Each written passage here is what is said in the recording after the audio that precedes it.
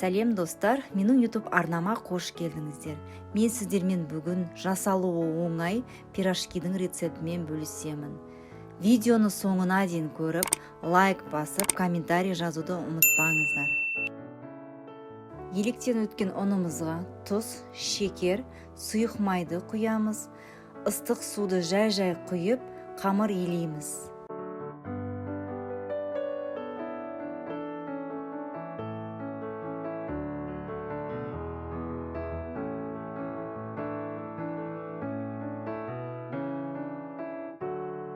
Дайын болған қамырымызды 15-20 минутқа демалдырамыз.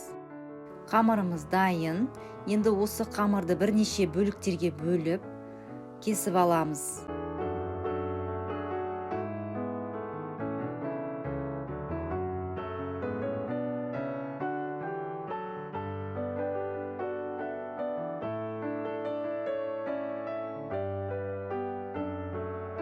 Менде осындай 18 бөлік қамыр шықты. Енді осы қамырды жұқа етіп жайып, арасына начинкасын салып, рулет қып ораймыз. Мен начинкасына пиязды ұсақтап турап, сәбізді теркадан өткізіп, капустаны майдалап, сұйық майға қуырып алдым.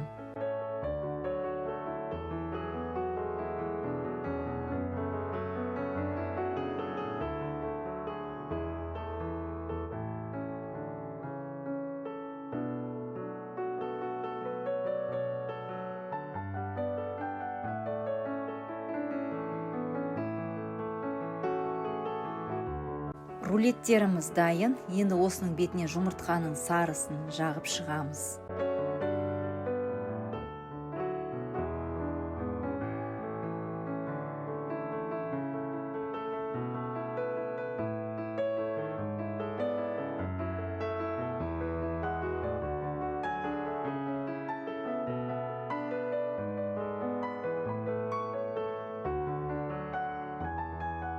Енді бетіне кунжут сеуіп, қызып тұрған 180 градус пеште 25-30 минут пісіріп аламыз.